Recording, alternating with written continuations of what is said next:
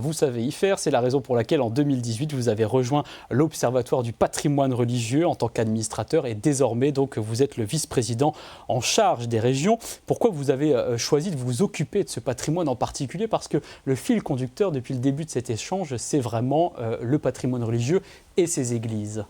Écoutez, mes parents pourraient vous répondre que depuis que je suis enfant, il fallait tout le temps s'arrêter. Dès qu'on voyait un clocher, il fallait s'arrêter pour découvrir l'église de n'importe quel village.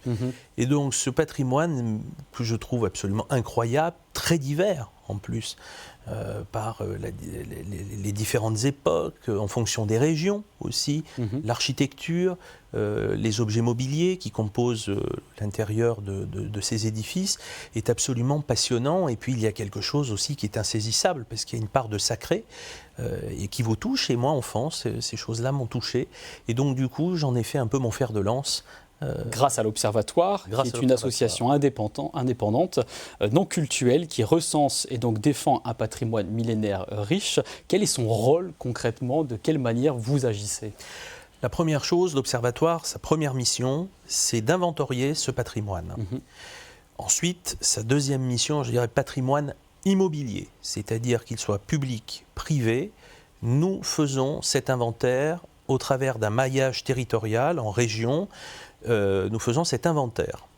Ensuite, nous sommes lanceurs d'alerte grâce à un travail de veille qui est fait en région par nos correspondants locaux, qui nous permettent de remonter tout ce qui est du domaine des incendies, dégradations, églises qui tombent en ruine et qui sont en péril. Et puis aussi, il faut quand même parfois dire qu'il y a de bonnes réussites, c'est-à-dire des maires qui réussissent à sauver ce patrimoine religieux, et nous mettons en avant tous ces éléments-là. Et le dernier élément, c'est nous sommes lanceurs d'alerte, et quand un vrai problème est signalé dans une région ou à un endroit précis, et nous conseillons également propriétaires et affectataires dans les problématiques auxquelles ils peuvent être confrontés. Et vous accompagnez aussi d'autres acteurs, puisque de septembre 2023 à décembre 2024, la conférence des évêques de France a lancé, on le voit là, les États généraux du patrimoine religieux, qui avaient vraiment pour vocation à regarder ce qui existe, interroger les pratiques de ces lieux, et également les usages, et valoriser ce qui doit l'être. C'est un observatoire du patrimoine religieux auquel vous avez donc participé. De quelle manière vous avez pris part aux échanges?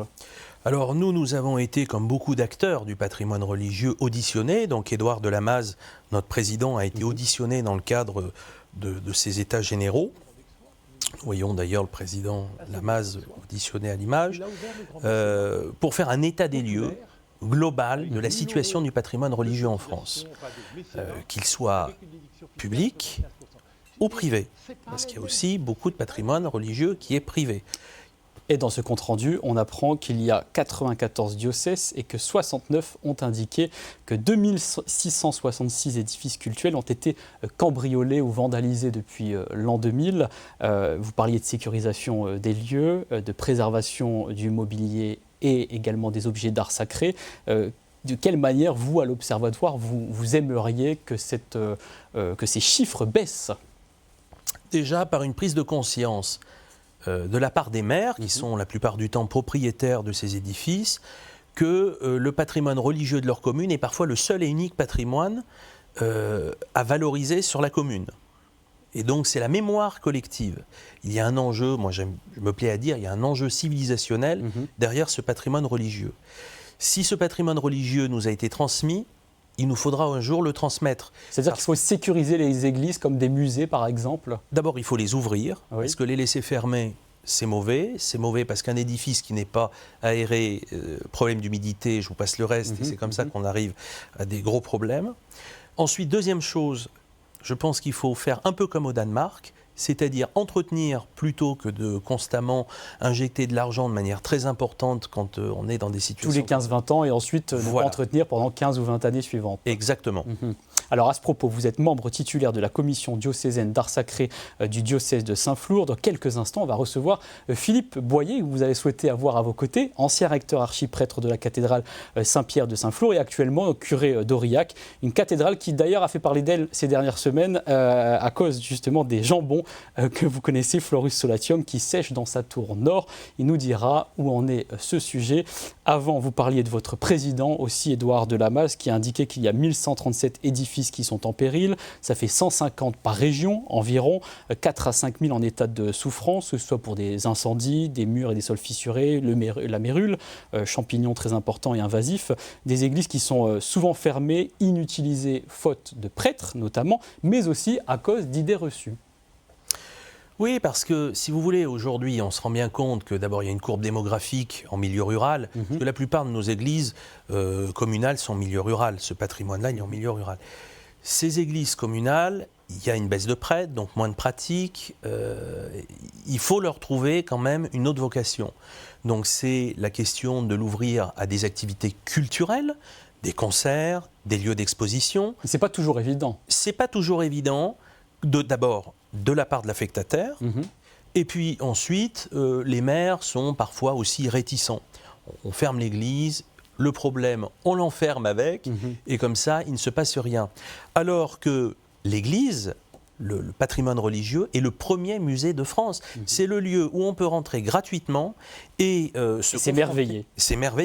On peut se confronter à l'architecture, à la peinture, à la sculpture, à l'iconographie. C'est gratuit. Il y a 61% des chapelles, oratoires ou églises en France qui ne sont pas protégées au titre des monuments historiques. Est-ce que vous êtes pour une protection systématique ou, selon vous, c'est irréaliste de procéder ainsi ? Moi, je pense que c'est irréaliste et puis surtout, c'est un non-sens. Parce qu'il faut protéger ce qui est protégeable. Beaucoup des églises en France qui ont été construites l'ont été au XIXe siècle parce qu'au XIXe siècle, on a beaucoup concentré les populations dans les campagnes avec une agriculture qui était très importante à l'époque et les populations ont financé des lieux de culte qui parfois sont gigantesques, mal construits, avec Donc c'est disproportionné de par le nombre d'habitants aujourd'hui dans certains villages. Les communes ne peuvent plus assumer. Mais qu'est-ce qu'il faut faire alors ? Il faut les détruire ?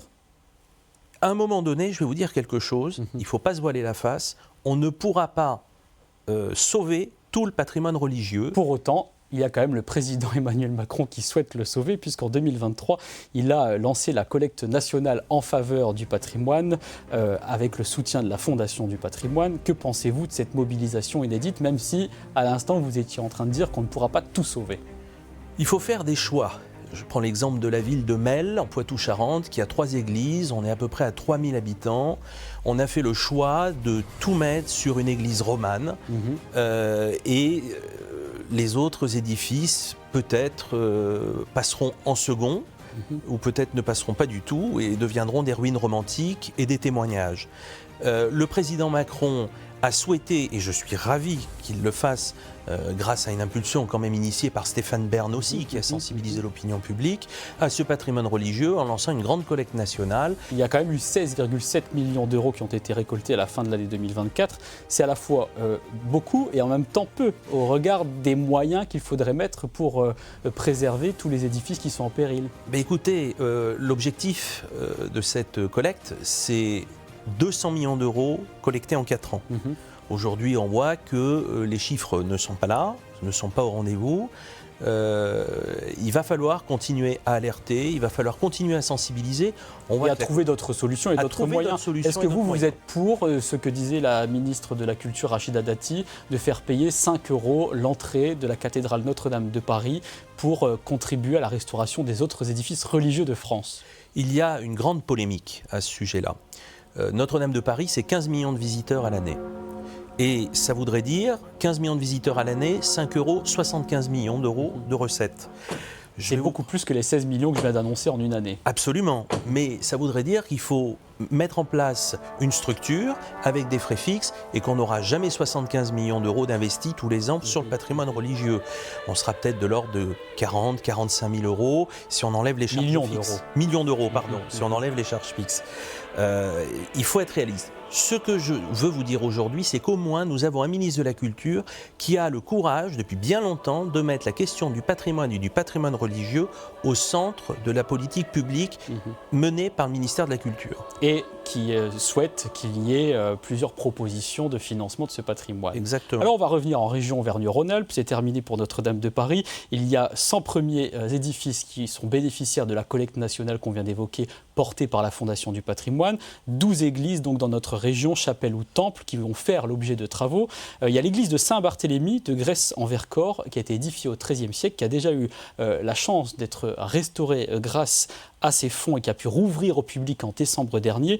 Preuve que les acteurs locaux des petits villages permettent de faire avancer cette cause et de faire en sorte de préserver ce patrimoine. Mais absolument. Et je vais prendre un exemple absolument tout simple sur le département du Puy-de-Dôme. La Gaudivelle, la plus petite commune du département qui compte 17 habitants, a restauré son église. Pour preuve, lorsque la volonté est là, on y arrive. Ça sera sans doute le cas aussi pour une autre église emblématique de la région qu'on ne veut pas voir disparaître et qui menace pourtant de s'effondrer. C'est la basilique Notre-Dame de Fourvière qui voit ses tours donc fragilisées. Il faudrait 2,5 millions d'euros pour que les 3 millions de visiteurs annuels puissent continuer à en profiter. Là, quand vous voyez qu'un édifice qui a un peu plus de 100 ans est déjà fragilisé, quelle est votre réaction ? La même que celle que je vous ai indiquée, c'est-à-dire qu'au XIXe siècle, on a construit rapidement, avec des matériaux qui sont ce qu'ils sont. Ils ne sont pas toujours très robustes. Pas toujours très robustes. Aujourd'hui, c'est un bâtiment emblématique. C'est le bâtiment Notre-Dame de Fourvière qui accueille le plus de visiteurs sur la grande région Rhône-Alpes. Chaque année. Chaque année. Notre-Dame de Paris, 15 millions de visiteurs. Notre-Dame de Fourvière, 3 millions de visiteurs. C'est considérable. Deuxièmement, en matière d'histoire de l'art, c'est quand même un édifice qui est très important. De par ses mosaïques, par ses mosaïques. Et troisièmement, c'est un édifice construit avant la loi de 1905, qui n'est ni la propriété de la commune, ni propriété du diocèse. C'est une fondation privée qui en est propriétaire et qui aujourd'hui a lancé une grande collecte nationale pour que chacune et chacun puisse prendre part à la restauration de cet édifice. Les difficultés aujourd'hui rencontrées peuvent mettre en péril l'édifice. C'est-à-dire que l'édifice, si nous n'arrivons pas à réunir la somme, peut s'écrouler et disparaître. Et d'ailleurs, la Fondation Fourvière... C'est difficile à entendre quand même, de se dire qu'un monument comme celui-ci pourrait disparaître s'il n'y a pas suffisamment de fonds pour le restaurer. Absolument.